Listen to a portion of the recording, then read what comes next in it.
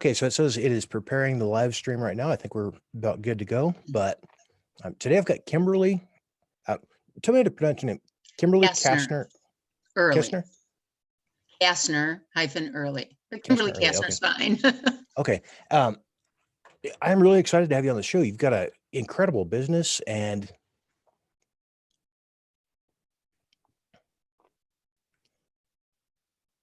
now it's playing back twice here.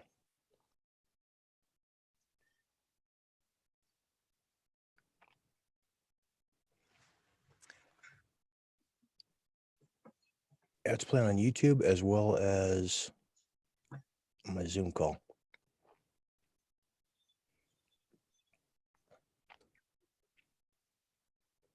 Okay, sorry about that. Let me reintroduce you here. Tell me a little bit about your company. I know you've published a book, and just tell me about your company and how you're helping people, if you would. Okay, yeah, I started EmpowerMind almost 30 years ago.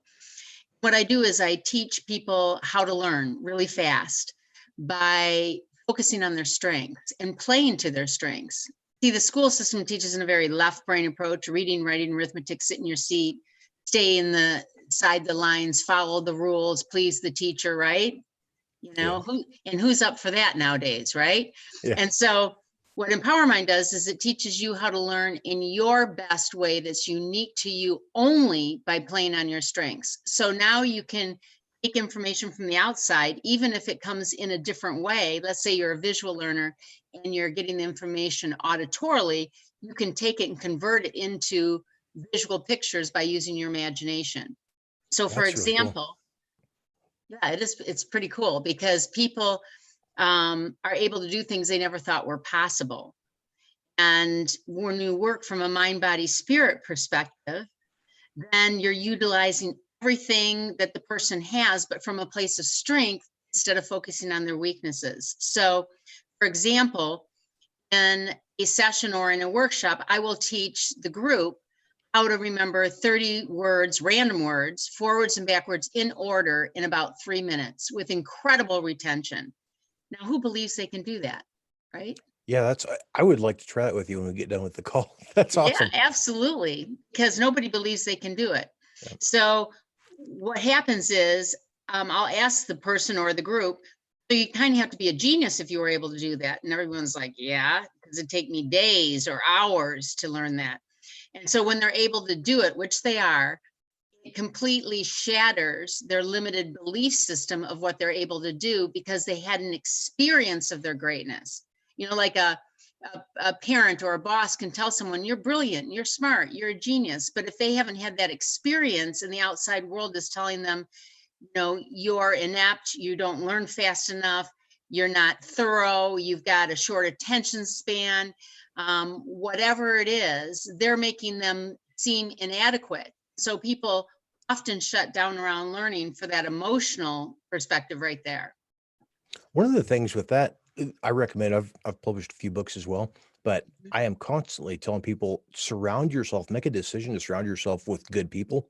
If you've got somebody, I'm not telling anybody to get divorced, but if you're hanging around a group of friends who are always ripping on you, if you've got a boss that just treats you terrible, even if you're making good money, but if that's dragging you down and making you feel like you're worthless, look for another job. There are plenty of options. There's plenty of efficiency as far as friends and employees, and I mean friends and employers and family members. I would cut off a family member if that's somebody who is constantly dragging me down rather than help me improve. So absolutely. And we can make our own family too, right? Yeah. You know, I mean, it's like sometimes we find our own tribe, you know, and sometimes they are not blood related, and it is best to distance ourselves from people that make us feel that way. Absolutely. That's part of the reason that I wrote the book, You're a Genius and I Can Prove It, a gazillion years ago when Moby Dick was a minnow. I did it because I see all this incredible talent and brilliance, even in adjudicated incarcerated youth. You know, it's brilliant in amazing ways, but because of their circumstance or because of the way they think about themselves or the way that they're treated in their surroundings or their education, they don't believe that's true about who they are. Often parents also are pushing kids to follow in the narrow system, do well in school, get the great ACT, SAT test. I don't know why my kid's not, putting themselves out to learn all this testing. I don't know why they seem demotivated, because they're brilliant in these other 6 ways. You keep telling me they're an incredible gymnast, musician, or they're hilarious, or they're great with technology, or they're doing TikTok videos that are getting millions of hits, and they're concerned that their kid's not getting a great grade in math, or they're not doing well on the SAT or ACT test, so it's a societal issue, and it comes from every single angle on an individual. Yeah. So to have an experience, Curtis, where you're just in a situation or an atmosphere that's only finding out your greatness, your strength, your ability, and then capitalizing on that, you're like in amazing bliss, because you're learning how to play the game of school, the game of corporate, the game of life, and it's all just a game. As far as I'm concerned, it's all game, and we've got to figure out the rules. We got to figure out how we fit in, how to play, and how to win that game. Cool. I love that. And just make sure you're not saying stop studying or stop learning things that you're not good at. But I mean, I understand what you mean is take the stuff that you're good at and really focus on that. And that's what a lot of the most successful people in history have done. So going, yeah, and they've left school. Not good at one thing, but they're great at something else, and they just keep hammering on that and become a. Yes, what I'm saying, I'm not top. saying don't stop learning. I'm saying you don't have to learn the school way to be successful. A lot of people are learning from YouTube videos. They're learning from the internet. They're learning from practical experience. They're going a whole different route. And because they're learning a completely different way, and it's not the way the society or the family or the history of the person has learned, they're uncomfortable with it, don't understand that they're coming from a completely different angle that's actually perfect for them. Yeah. That's awesome. And today, there's absolutely no excuse not to be constantly flooding your mind with good knowledge. I mean, it's everything. The sum of all human knowledge is available in our pocket on a smartphone. You get on YouTube, or you talk with an expert like you on a live video chat, or there's all kinds of stuff like that where you can do to improve and expand our mindset and our knowledge base. So it's so cool. It's awesome. Yeah, I don't know what it was like for you growing up in school, Curtis, but if somebody has all A's, let's say, and they have 1 D, what does everybody focus on? Yeah. Right? Yeah. Okay, so focusing on or the a D. B minus. Right, exactly. Yeah. And so this is the thing that they need to look at. Is that D going to serve them with where they want to go in their life? Is it the important piece or element that they need to get to where they want to go? Or is it irrelevant? And most of the time it's irrelevant. Most of the time, almost in every case, it's the class that they can't stand, they have no interest in, that brings their self-esteem down, that is tedious and time consuming for them. So wouldn't it be more productive to see what they're great at, what their affinity is, what their genius is, and then make it exceptional so that it's so outrageously great that they can utilize that strength and that gift in the world and really fulfill more of a purpose than a cookie cutter, way of being in the box. I gotcha. And hey, are your books? I'm going to actually buy. I'm going to get on. Are your books available on Amazon or? Yes, it's on Amazon. It's older, so pretty much Amazon is it, or through my website. Okay. EmpowerMind.com. And is that available as an audiobook as well, or just the ebook or paperback? I have a video, audio, a CD, DVD series. It was streamed by Discovery Channel, but it's Discovery Channel isn't even doing that kind of streaming right now. So I do workshops and I do private sessions, and I also do programs through Skype Okay, and through Zoom and, cool. And modalities. how do people get a hold of you if they want to? Is it best to get a hold of you on your website, or how do you do that? I'll drop the link on your notes here. Yeah, they can get a hold of me on my website. I also have a YouTube channel called Getting Your Happy On with Kimberly. I feel like happiness is an inside job. And when you've gone through a lot of turmoil and trauma, which a lot of people are going through right now, and a lot of fear, it's really important to work on yourself and understand where true happiness comes from. It comes from inside. So it was kind of a fluke.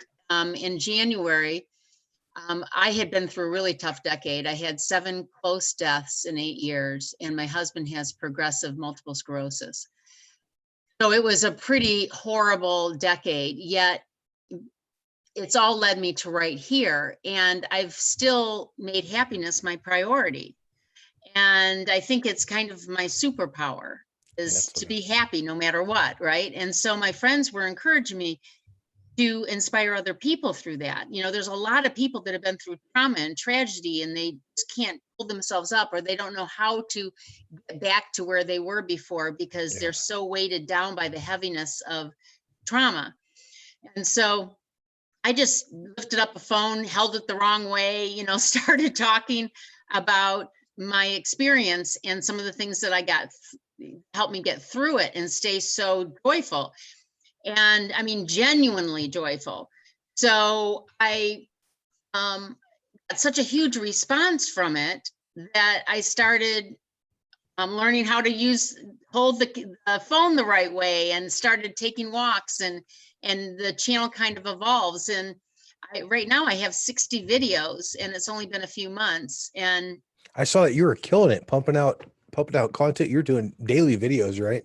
well, For a pretty while much anyway. it was getting, I'm not putting them up that quickly anymore. I think people need a little break in between 8 influx of videos going down. Yeah. But it's because too, I made them short because people have short attention spans. So I didn't want to make them long. And it just seemed like I had a lot to say, and a few videos wasn't enough. So I'm quite a talker, if you haven't been able to tell. Yeah, that's awesome. As long as it's good content.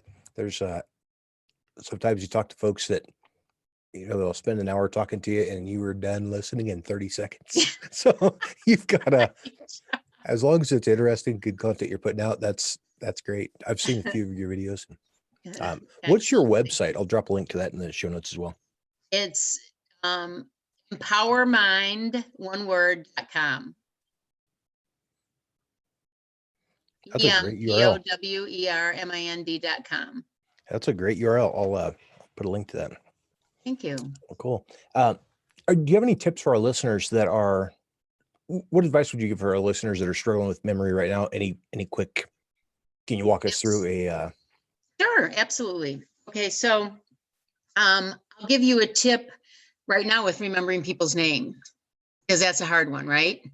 I mean, almost everybody has a hard time remembering people's names. And I tell everybody in my memory courses, this is not about having a perfect memory. It's about creating unique systems so that you can remember what you want to remember.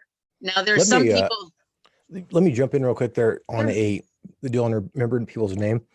This is kind of a rabbit trail, but I might have already told you this. I was diagnosed with malignant glioblastoma brain tumor about 10 years ago and given 60 to 90 days to live. And when I woke up in the hospital, I was surrounded by, there was Carol Semple, who is I think 8-time Miss Fitness Olympia, like that. There's Michael Alexander, who is 285-pound, just a monster shredded bodybuilder that I remember seeing these people in fitness magazines going through high school, looking at these things going, holy cow, I recognize these people. How did they get in my hospital room, and why am I in a hospital room?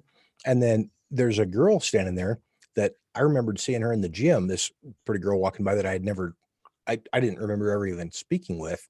And come to find out, we'd been dating for 9 months, and So, so I was like, hey, I Wow. kind of knew her name, but didn't had no clue that we'd ever even talked. So I could definitely use your Wow. memory tips to try to get some of that back now. Wow, that's incredible. I had, when I was working with Continental Automotive, I had one of the participants had just had a traumatic brain injury, and she was, coming back to work now, and she had the same issue with remembering things. And when we got through the whole name section, we also went around, and after we learned all the whole entire menu, we went around and tried to remember everybody's name in the room. And some of the people knew each other, so we used middle names. But anyways, she knew every single person's name. She went Wow, nuts. She said, "Let me do it. I can't believe this." And that's she went awesome. around and did every single person and got it all. And she was blown away and couldn't believe she was able to do it. So That's so cool. let me tell you a few things about it that people don't talk about when they're talking about remembering people's names. And one of them is, most important thing, I think, is the focus that we need to have on those people's names. See, when we walk into a situation, Curtis, an event, a situation, a party, interview, and there ends up being 4 or 5 people we didn't expect, we are not focusing on people's names. We're focusing on what's the food, who's here, let me check it out, am I looking good, do I have spinach in my teeth, All what's this the stuff that's music not like. important for connecting. Right, Yeah. right. And well, it's like we just don't, it's not a conscious thing that we think. One of the most important things for me is to remember people's names in this room. We don't go into an event ever thinking that, right? Yeah. Or is that just me? Okay, probably just me. Okay, so when you just like in the class, when we're doing it, we got 25, 30 people in there. When you walk in and your intention is the most important thing is to remember everyone's name, everything shifts just in that. If you were told, Curtis, that you were going to be given $1 million to remember 25 people's names in a few hours that you're mingling with and socializing with, you think you'd be able to figure out a way to do it? Yeah. Yeah, see, right? Because now all the intention and the focus is on that. Okay, so that's first thing, is making it in our awareness. And through my whole process, I talk about how the conscious and subconscious mind works, and you'll understand a greater depth in the process than this, but I'm just giving you kind of a thumbnail on this. So that's one of them. Now, another one is, people have heard of associating name to something that you already know, like a feature on their face or whatever. Me, it's like associated with whatever, Okay. with the way it sounds, with a good one for me has been somebody that I already know with that name. When I meet them, I connect something about them with the person that I already know. Now, that didn't work so well when I worked in inner cities or when I work in corporations. They have people from India, a man called Khan, Barkhavi, Janera. There's all these different names that we're not familiar with. So that one kind of went out the wayside. I couldn't use that one anymore. I had to pull from the rest of the menu. So I'll give you a few examples of remembering people's names. So I have this woman in a workshop from India, and her name is Barkhavi, and nobody has ever remembered her name. And from the whole 30 years that she'd been here. And so that's another thing I teach. If you have a difficult name, is you have to take responsibility for that name. So if you've got a difficult name and can come up with some fun way for people to remember it and talk about that as you introduce yourself, you will remember your name. Because this is what That's smart. happens. This is what happens when people don't remember your name, Chris. Let's say you had an unusual name. They won't include you. They won't call on you. They won't even socialize and come up to you because they're embarrassed. They've met you 3 times and they can't remember your name. So So, subconsciously, you're not an important person in the scheme of things.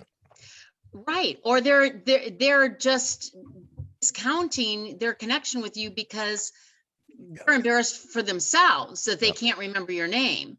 So with Barkavy, I said, when you walk around the room today, introducing yourself, tell everybody it's like barking a V. So now a visual learner needs to shut their eyes and imagine V's coming out. Someone's roar, roar, roar, and they're barking and V's are coming out. Can you see that? Yeah. Barking a V, right? So it's bark a V with a little, so it was bark a V. Bark. So you do the bark first with a little V. So bark a V. And boom, every single person in the whole room got her name. And she said, I can't even tell you how much that meant to me. I've been here for 30 years. Nobody ever has gotten my name right. And now this whole entire room can call me by my name because someone's name to that person is the sweetest and most important sound in any language. I mean, we love people to say our name correctly, write our name correctly. So when you learn somebody's name, people think you're smart, they think you're engaged, they think you're interested. There's a whole slew of positive attributes connected to you just because you're remembering people's names, or you leave an event and you say everybody by name and say goodbye to everybody and you're calling them out by name. Yep. So Barkavi's one. Another one is a man name, another corporation I was working with, his name was Kokan. And everybody thought they were saying his name right. But when I was in the workshop, I said, oh, it's so easy to remember Kokan because I imagined a Coke on the table. So see the Coke, mentally see it in your mind. You can't just say it if you're visual, you need to see it. And then you say Coke on and you imagine the Coke on the table. Coke on. See, I'm passing a Coke on.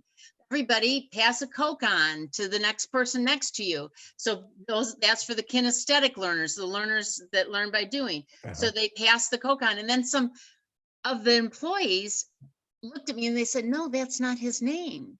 It's not Kokan. I said, it's not. And I looked at him, he goes, yes, it is. And like, what? I'd been calling him by the wrong name for 3 months. And I said, Talk about making you hate your job. Yeah, I know, right? And I said, well, why didn't you tell everybody? And he said, it doesn't matter. People always get my name wrong. It's okay. So imagine someone feeling like, oh, it doesn't matter. Nobody ever gets my name right anyways, but you're the one person remembers their name and does it right. What a connection you're going to have with that person, right? Yeah, absolutely. And so that's and I understand, I've read successful, or what is it called? How to Win Friends and Influence People. And some of the books where they're saying, like you mentioned earlier, someone's name, the sound of someone's name is the sweetest sound to that person. And I understand that. And I realize that I shouldn't care if somebody calls me the right name or not. So somebody will tell me, hey, what's your name? Or, how do you spell Curtis? Is that a C or a K? I don't care. If I'm ordering food, I don't care how it's spelled as long as the food's good. But with that being said, I make that comment, but then there's a local coffee shop that I walk into, and there's probably, depending on the day, between 12 and 14 different employees that cycle through the shifts there. And when I walk in, I'm in there all the time, but I walk in and 6, 8, 10 employees, Curtis, hey, good to see you. Hey, how you doing, man? How's the new car? Whatever, asking. And so that's where I take every single, every single consulting meeting that I can, because when I walk in and 10 people at the local coffee shop, Curtis, how you doing, man? And a new person walk, or, what do they call it, one out there?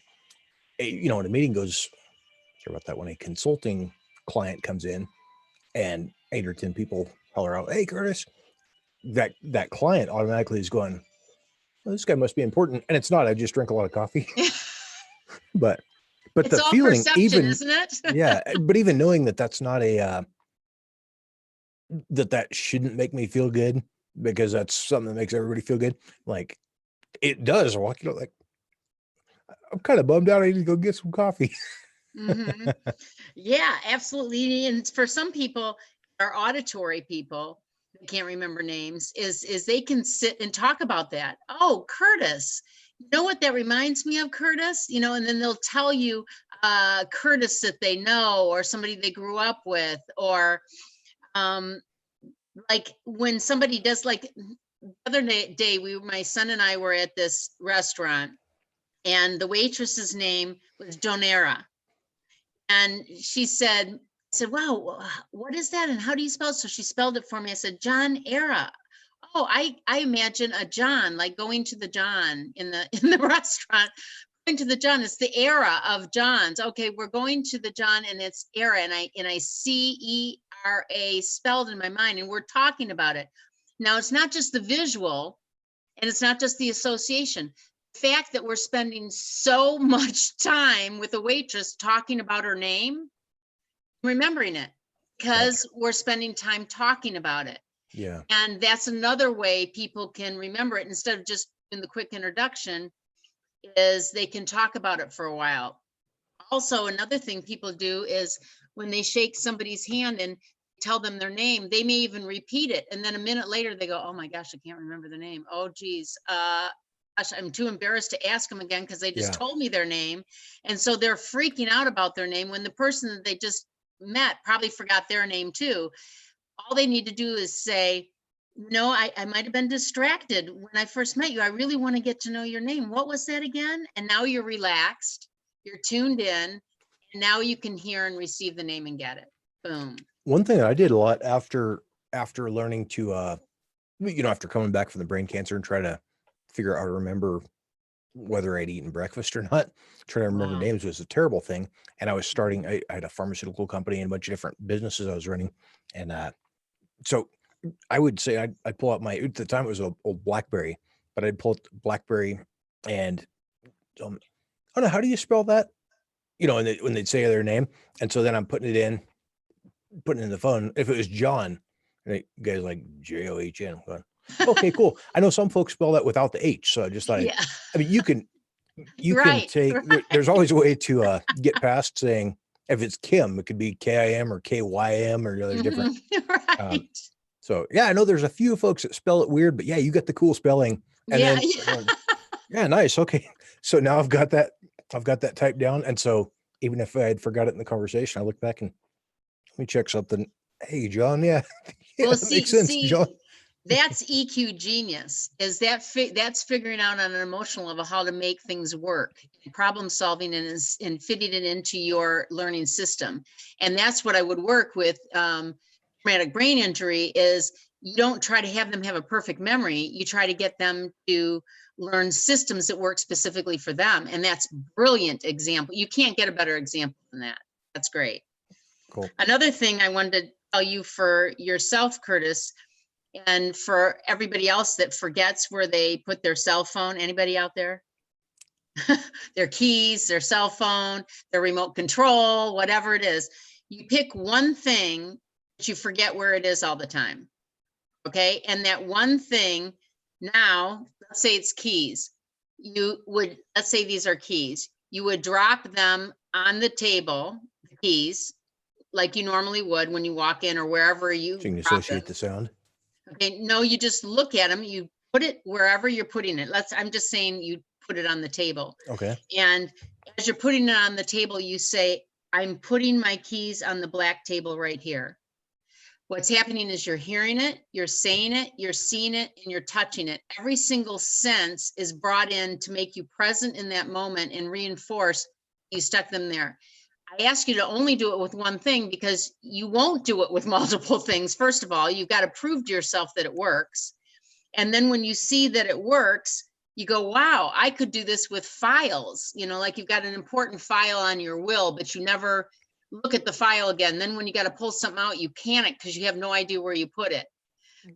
Is that just me? Or so I put those important files in like bright pink or some weird color.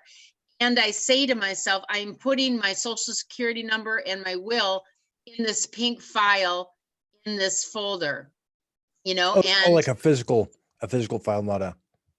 right, not a computer file, a I got you. physical file. I was Right. you just I control F don't everything. put my will on the computer, but I got you. so what it does is it's bringing in awareness, multiple senses. You're overlaying many parts of your brain to help you come up with the answer to where that thing is or where you left it. But what happens is we're distracted all the time. we set our cell phone down while we're doing something else, and we throw our keys somewhere and we're never paying attention. If you make the conscious effort, I'm just going to remember where this one thing is, and you do all those things together, you'll be amazed that you don't forget it. Well, and that's one of the things that's like, I was following your instructions from your book. I haven't read your book yet, but almost like I was following your template just automatically. So I might have maybe I read it in the past and just forgot that I had read it. But one of the things with that helped me a lot was being intentional about everything that you do. So they talk about successful people walk with a purpose. So Mhm. you don't walk through the mall farting around. Even if you've got nowhere to be, walk. Okay, I'm going to the coffee shop, and you're walking with an intention and with purpose when you know, and know where you're going. I do that with everything from, taking my laundry to the cleaners to whatever it is. It's going, okay, I'm headed there. Then and I've got the schedule all laid out, and stuff is easy to remember. Whereas, I may not remember if I've eaten, or if I've taken my insulin shot. So I need to work on a system for that. But Mhm. just being intentional about everything that I do has been a huge thing to help remember How about if you what's happening. set how about if you set an alarm that goes off the same time every day for when you're supposed to take your insulin shot? So I carry two phones, and Mhm. I've got alarms on, watching all kinds of different junk. But I do it 9 a.m., 9 p.m., and then a shot every time I eat Mhm. anything. So I do two shots at 9 a.m., two shots at 9 p.m., and then looks at the shot through, what's it called, on a sliding scale. So that's part of it with, if I don't record it, if I had to, if I'll be intentional and record everything in the glucose tracking app on the phone, then Mhm. there's no problem because I know at 8:17 a.m. I ate this many carbohydrates. I've took this much insulin. So, Mhm. but again, it's just being intentional about it. Whereas if I break my phone, I'll be out of luck there. So, Yeah, well, that's the same thing like with anything, with the remembering people's names, it's just being intentional. That's the focus. That's what I want to do. People tease me all the time because, but you're the memory expert. Why do you have all these notes stuck in your steering wheel? I said, because when I'm somewhere else and I see the dry cleaning receipts right there, I may be next door getting a coffee or meeting somebody for yeah, something. I go, oh, there's the receipt right in front of my face, and I'll remember it. But if I have it shoved into a compartment inside my car, I won't remember it because yeah. it's not, in the forefront there. So it's a system, and that's the important thing, is that you have systems that make your life work. One of the things that might even make that easier for you, uh, Mhm. I set proximity notifications on my phones. And so I'm using more of the iPhone now on that. So you can say when you arrive or when I leave this location, I need to go to the grocery store and pick up this, and then a proximity location for there when I get to the grocery store. So it doesn't have to be on a schedule. That was a hard thing for me, is figuring out, okay, I'm meeting around long, and now I am out of luck because all of these notifications aren't going to work. I'll forget that I even need to reschedule the notification. But when I set the proximity stuff, then as soon as, even if I go to the dry cleaner before I go to the grocery store, when I leave there, it says, okay, you need to go to whatever the next location is. So everything's proximity based. Or if I'm within 100 yards of this, if I'm driving down the street and I get the notification that, oh, hey, I need to turn off, and then that syncs through. If you've got Great system. I Yeah. love the technology stuff, and so mine, I get notifications in the dash of the BMW or the whatever. Mhm. You can do that with, even on. I had I got a junk old pickup truck. That one has got I think it was maybe a $20 Bluetooth dongle that attaches to the FM radio, and so it'll give me the notifications over the Bluetooth stereo. Nice. So you don't have to be Yeah. driving a new BMW to be able to have those notifications. Just figure out a way, like you said, the post-it notes or the Bluetooth Yeah, connection with your phone or whatever it is. And you're technology oriented. So it's perfect Yep. for you. Yeah. And see, what happens to me is driving is meditative for me. So when I'm driving, I think, oh, I got to do this. Oh, I got to pick up this. Oh, I should do that. I'm like in a meditation, right? And I'm Okay. like, oh, I don't want to forget to do that. So while I'm driving, I just put one word on a piece of paper that's right next to me and I shove it in the steering wheel because I That's awesome. can't pull out my phone and I can't put stuff in. I So it's gotcha. quick and easy. So Yeah. everybody has their own system. It's not about trying to ever be what someone else's system is. It's just giving ideas and menus and saying which piece or pieces of this one system or multiple systems work for you. Yep. That's awesome. My mom loves Post-it notes too. She's got Post-it notes on all the computers and everything. And, Yeah. I love that you say, you use a system that works for you and figure out how to work on your strength rather than trying to figure out a system that somebody else tells you is what you should have to do. Yeah, imagine what it feels like for someone that has been thought that they're stupid or retarded their whole lives, and they are able to do something that they never thought anybody was possible.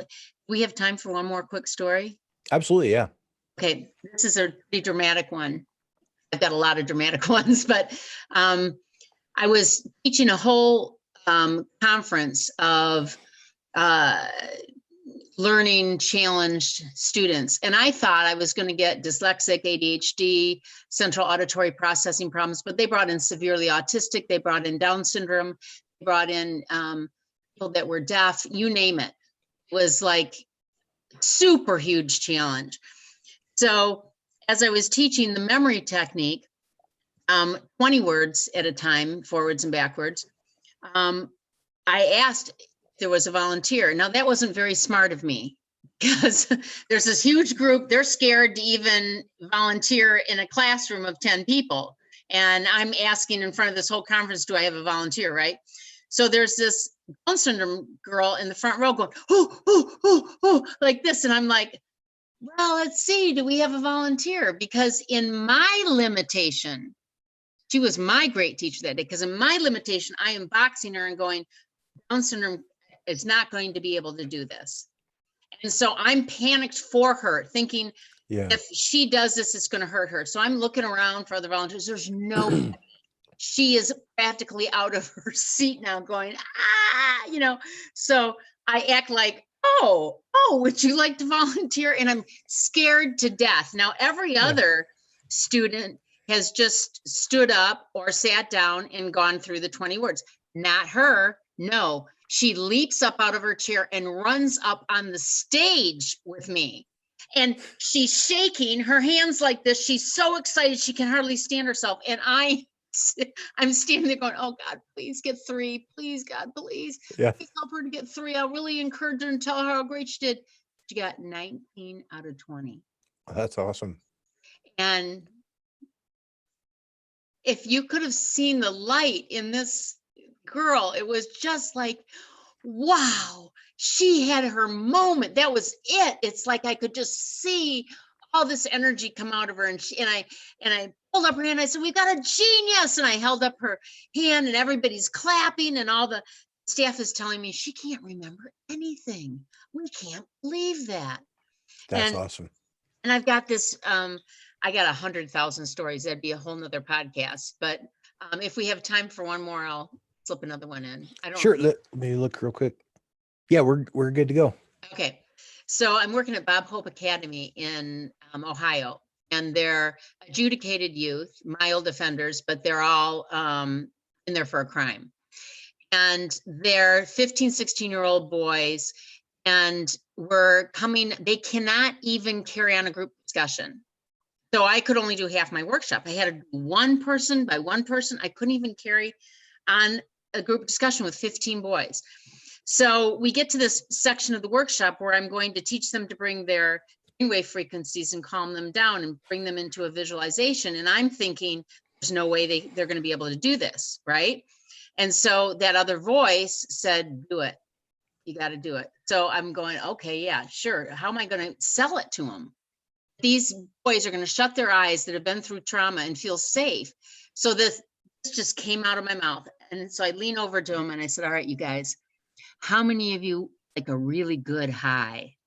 They're like, oh, they're totally into that. And I said, this next section is going to give you the best feeling of a high, like a tingly feeling or a floating sensation or a warm feeling.